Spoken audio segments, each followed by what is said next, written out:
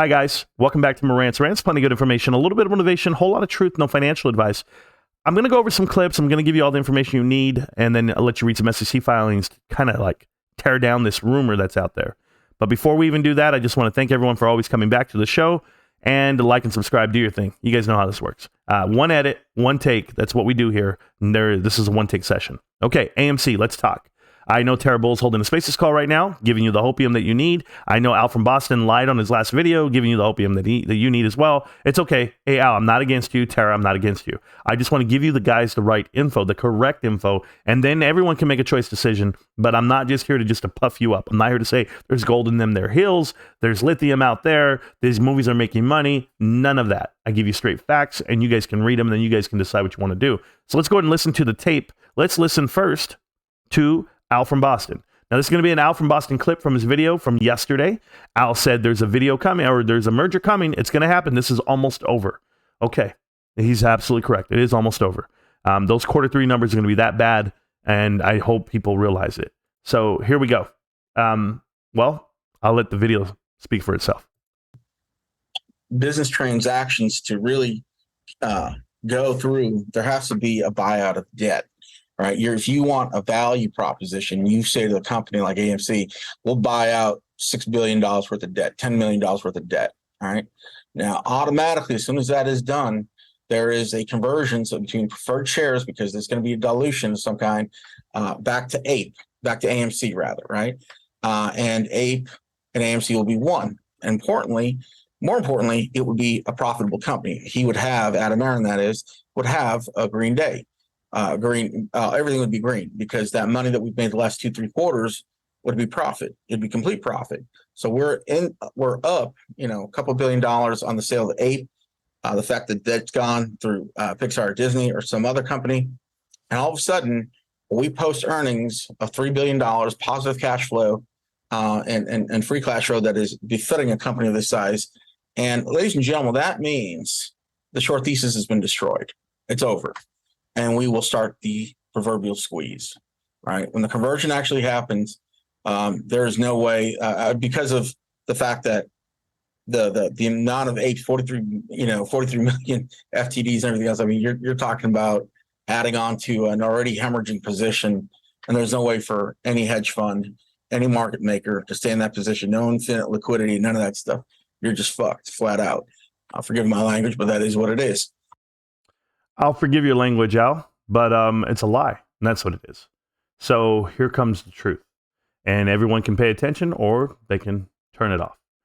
First, the FTD issue is not an issue. They already settled those 43 million FTDs that they had. Mind you, that's not even 1% of the float for APE, so it's not going to be an issue moving forward. If they did go ahead and get bought out, which they physically can't, just so you know, not at the moment. But if they did get bought out and they went ahead and canceled up all their debt, they paid it all off, and you converted APE shares to AMC shares, as you said, you would now have a float of 1.5 billion.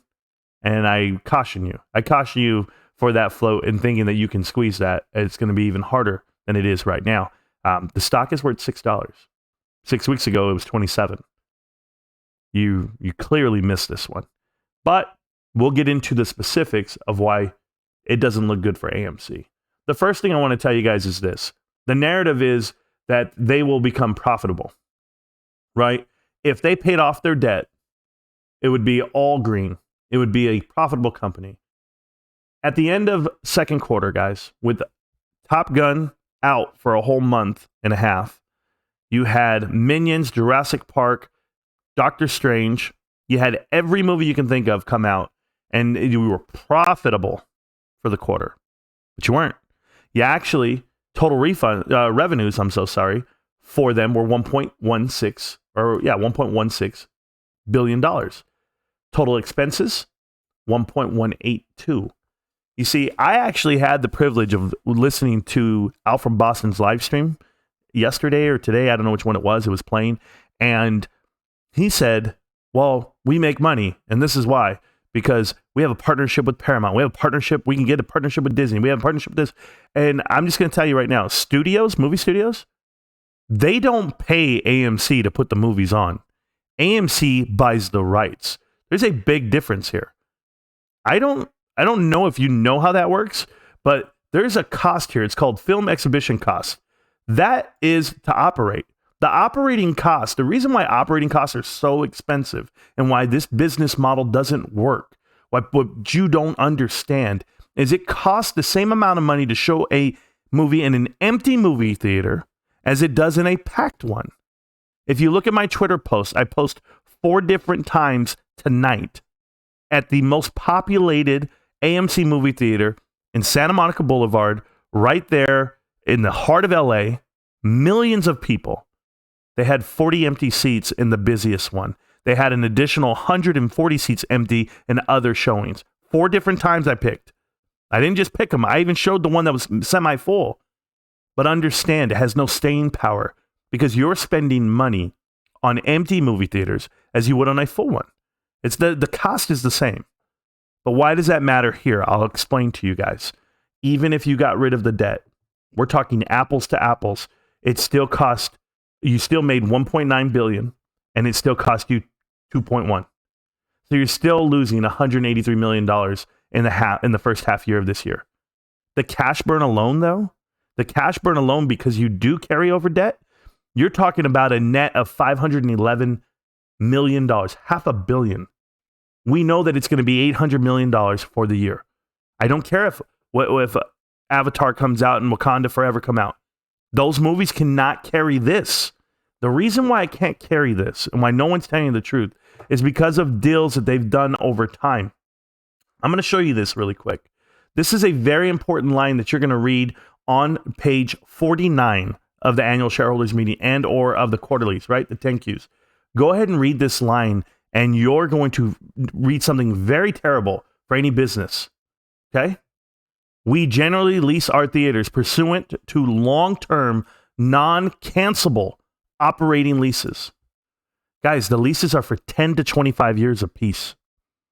Non-cancelable. That means no matter how much they cost and no matter what they sign on the dotted line, they're tied to that number. Movies might go up and down. You might go with the ebb and flow of the world, but you're never going to be able to get out of there. That's what you're tied to. You're tied to that many buildings. Additionally, I want you to talk about the debt. Let's talk about this debt.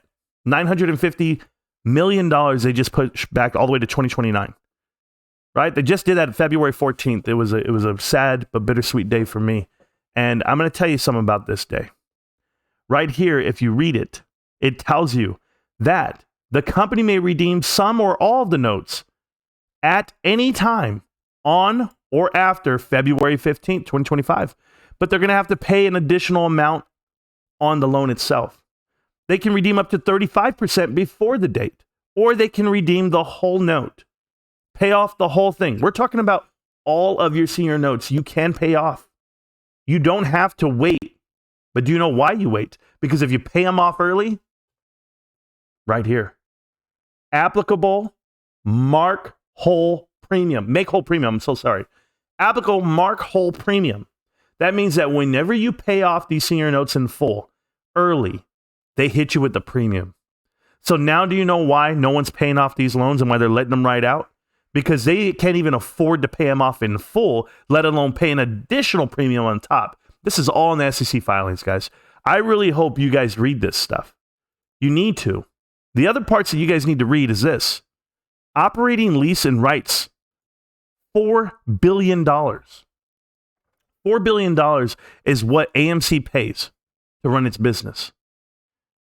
And that's not even including payroll. That's not including, I would tell you, the light bill, the trash, the water. You have to start operating in a different world if you want this company to be profitable. And this is not going to be profitable. That's what the shorts know. That's what you guys don't remember or can't get past. This will never, listen to my words here now. I know you're going to have a great quarter 4. A quarter doesn't make a business. A movie doesn't make a franchise. You will never be a profitable company with that leadership team in where they're at. They're overpaid. The expenses are unexplainable. The investments make 0 sense. And all they give you is hopium. You hope something will happen. but you don't even know what you're waiting for. The catalysts are not going to come. And Al from Boston and Froggy Stocks and Terrible 2 years from now won't have a word to say. Or maybe they will. Maybe they'll keep moving the field goal posts. But let's see how long you guys will hang out there for. I won't. Remember, I'm not pushing any other stock onto you right now. I'm just telling you the fundamentals of yours. AMC is not going to get bought out by Disney. You hope they don't. Because like I told you, who owns Disney? Who owns 25% of Disney? Anybody? BlackRock, Vanguard, Citadel, State Street. Now you guys want to be on that side? Now you guys think this is the game you want to play? Now we're not questioning Adam Aaron. Now we don't want to sue him. Now we don't want to get him fired. No, because Al from Boston last week said that part. Now he's saying this week, let's give him a chance because he's going to do his job, and he just checkmate.